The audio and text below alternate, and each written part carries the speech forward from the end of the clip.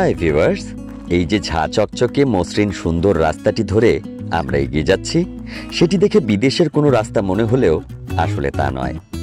এটি আমাদেরই প্রিয় মাতৃভূমি বাংলাদেশ।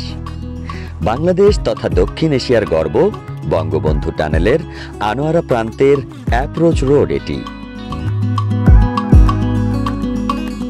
সুন্দর এই রাস্তা ধরেই দক্ষিণ চট্টগ্রামের আনোয়ারা প্রান্ত থেকে স্বপ্নের বঙ্গবন্ধু টানেলের ভিতর দিয়ে আমরা পৌঁছে যাব চট্টগ্রামের পতেঙ্গা প্রান্তে। দর্শক, রোমাঞ্চকর এই অভিযাত্রায় আপনিও থাকুন আমাদের সাথে। দর্শক, দৃষ্টিনন্দন রাস্তা ধরে পথ চলতে চলতে আমরা চলে এলাম টোল প্লাজার সামনে। নির্দিষ্ট পরিমাণ টোল প্রদানের বিনিময়ে মাত্র 5 থেকে 7 মিনিটের মধ্যেই আপনি এই টানেলের ভিতর দিয়ে পৌঁছে যেতে পারবেন কর্ণফুলীর অপর প্রান্তে। গাড়ি ভেদে টোল নির্ধারণ করা হয়েছে সর্বনিম্ন 200 টাকা থেকে সর্বোচ্চ 1000 টাকা পর্যন্ত।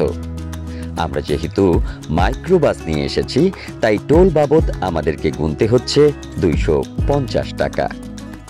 দর্শক, আপনারা যারা প্রাইভেট কার, জিপ কিংবা পিকআপ নিয়ে আসবেন, তাদেরকে দিতে হবে 200 টাকা। গাড়ির আকার যত বড় হবে, টোলের পরিমাণও তত বাড়বে।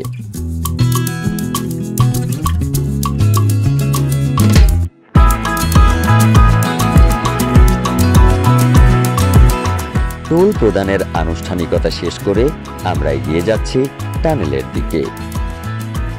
নদীর তলদেশ দিয়ে কর্ণফুলীর এক পার থেকে অপর পারে পৌঁছানোর উত্তেজনায় শরীরে অন্যরকম এক উন্মাদনা কাজ করছে। অজানা এক আশঙ্কাও বারবার মনের কোণে উঁকি ঝুঁকি মারছে। এরই মধ্যে পশ্চিম আকাশে অনেকখানি ঢলে পড়েছে সূর্য। আর কিছুক্ষণের মধ্যেই দিনের কার্য সমাপন করে সুনীল সাগরের শীতল জলের গভীরে মুখ লুকাবে সে। আমরাও প্রবেশ করব লোকচক্ষুর অন্তরালে পাতাল পথে নির্মিত স্বপ্নের বঙ্গবন্ধু শেখ মুজিবুর রহমান টানেলে।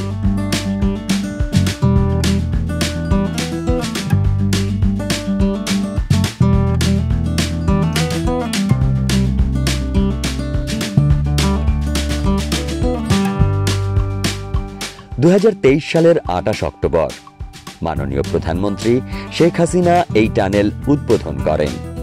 নদীর তলদেশ দিয়ে যানবাহন চলাচলকারী টানেল বাংলাদেশে তো বটেই, দক্ষিণ এশিয়াতেও আর দ্বিতীয়টি নেই।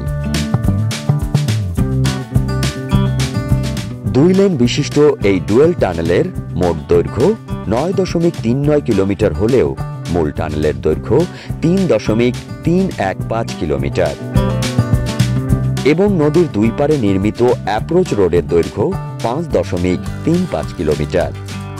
দর্শক, এতক্ষণে নিশ্চয়ই লক্ষ্য করেছেন টানেলের ভিতর কোনো মোটরসাইকেল কিংবা সিএনজি দেখা যাচ্ছে না। দুর্ঘটনা এড়াতে টানেলের ভেতর দিয়ে 2 চাকা ও 3 চাকার গাড়ি চলাচলে নিষেধাজ্ঞা জারি করেছে কর্তৃপক্ষ। শুধু তাই নয়, বেপরোয়া গতিরোধ করতে ঘন্টায় সর্বোচ্চ গতিসীমা বেঁধে দেওয়া হয়েছে 60 কিলোমিটার।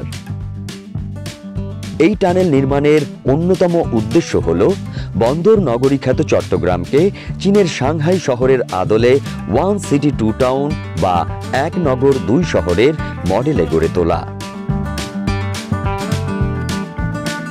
দর্শক, আমরা জানি অবস্থানগত কারণেই টানেলগুলো সবসময় প্রাকৃতিক দুর্যোগের ঝুঁকিতে থাকে। সামান্য ভুল ত্রুটির কারণে ব্যাপক ক্ষয়ক্ষতির আশঙ্কাও উড়িয়ে দেয়া যায় না। বঙ্গবন্ধু টানেলও এর ব্যতিক্রম নয়। তবে আসার কথা হচ্ছে, নদীর তলদেশ দিয়ে নির্মিত এই টানেলটিকে সুরক্ষিত রাখতে অত্যাধুনিক প্রযুক্তি যেমন ব্যবহার করা হয়েছে, তেমনই গ্রহণ করা হয়েছে কয়েক ধাপ বিশিষ্ট সর্বোচ্চ সুরক্ষা ব্যবস্থা। সেই সঙ্গে নিশ্চিত করা হয়েছে প্রতিটি সুরক্ষা ধাপের একাধিক নির্ভরযোগ্য বিকল্প।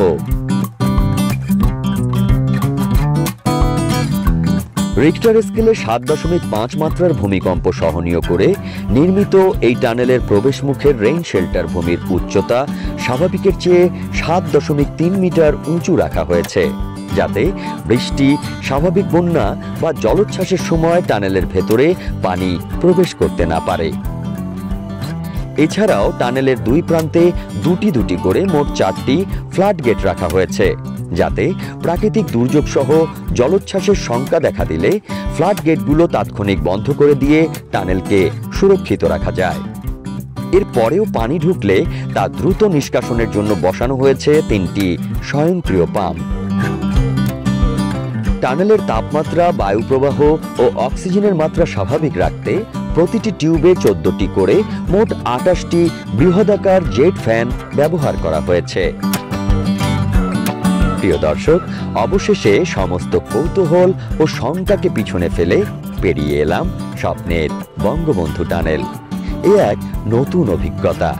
এ অনুভূতি বলে বোঝানোর মতো নয়, শুধু হৃদয় দিয়ে অনুভব করতে হয়।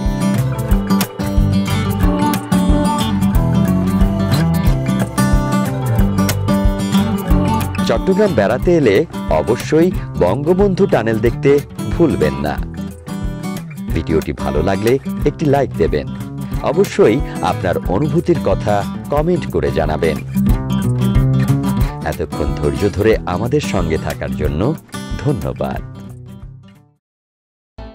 ভিডিওটি ভালো লাগলে আমাদের চ্যানেলটি সাবস্ক্রাইব করুন। নতুন নতুন ভিডিও পেতে বেল নোটিফিকেশনে ক্লিক করুন। আমাদের সাথে থাকার জন্য ধন্যবাদ।